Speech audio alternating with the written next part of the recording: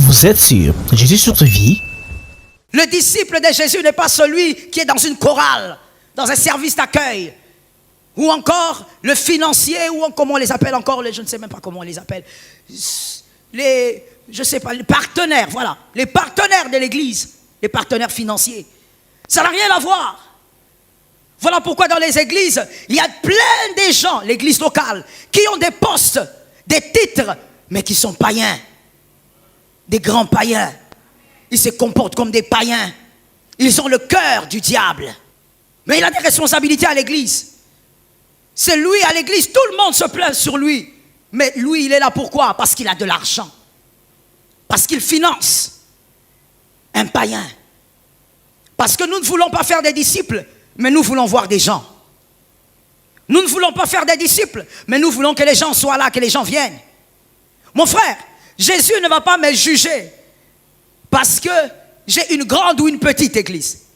Jésus va me juger en fonction des disciples que j'ai eu à faire. Donne-moi un amen normal.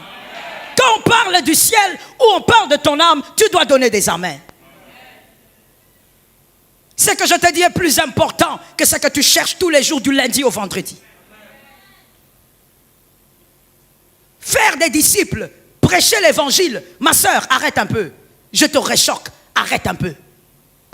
Tu prêches l'évangile, tu vas de porte à porte, mais le travail que tu fais éloigne même les âmes du Seigneur. Parce que ces personnes te connaissent. Ces personnes connaissent ton caractère. Comment tu es impoli envers ta mère. Comment lorsqu'on te demande un service, tu ne sais pas comment obéir avec humilité. Et tu dis, on va à l'évangélisation. Non, la véritable évangélisation, c'est celle de ta vie. Jésus a donné sa vie pour que tu lui donnes la tienne. C'est vie pour... Et tu as donné ta vie pour que ta vie ressemble à celle qui a été donnée. Afin que même sans parole, les gens viennent au Seigneur. Tu n'ouvriras pas la bouche. À l'université, les gens sauront que tu es enfant de Dieu. Tu ne parleras pas. Mais tes amis sauront que non, lui quand il arrive, ce genre de sujet, il faut couper. Oh mon Dieu! Où sont ces chrétiens-là? Ces chrétiens sont en voie de disparition. Les types de chrétiens où tu as des amis, mais tes amis savent que lui, quand il est là, ne parlons pas de ces sujets ici, lui, il est chrétien. Où sont-ils? Aujourd'hui, le chrétien, vous cherchez à vous mélanger au siècle présent et vous croyez que c'est ça être, je ne sais pas, à la page. Vous voulez être sur quelle page? Soyez sur la page de Jésus. Donnez un amen normal. Sois sur la page de Jésus. On n'a pas besoin d'être sur la page du monde. Non, je suis à la page. Si je ne fais pas ça, mes amis ne vont me trouver vieux jeu. On n'a pas besoin d'être à la page, sur une page mondaine. On va être sur la page de Jésus. Aujourd'hui, les gens, les païens ne se convertissent plus. Non. Toi, quand tu invites ton ami païen à l'église, tu dis que tu as fait l'évangélisation. Tu n'as pas évangélisé. L'évangélisation, c'est tout autre. L'évangélisation, c'est une âme qui a été impactée par quelque chose qu'elle a vu. Oh yes. Impactée par quelque chose qu'elle a vu. Pourquoi Jésus a gardé les 12? Parce que Jésus avait compris que les autres ne sont que des mangeurs de pain. Ceux qui ont été impactés par sa vie, ce sont les 12. Je vais te dire, même Judas a été impacté par la vie de Jésus. Dis à ton frère, écoute. Même Judas a été influencé par la vie de Jésus. Parce qu'après avoir livré Jésus, cet homme-là n'est pas allé se marier.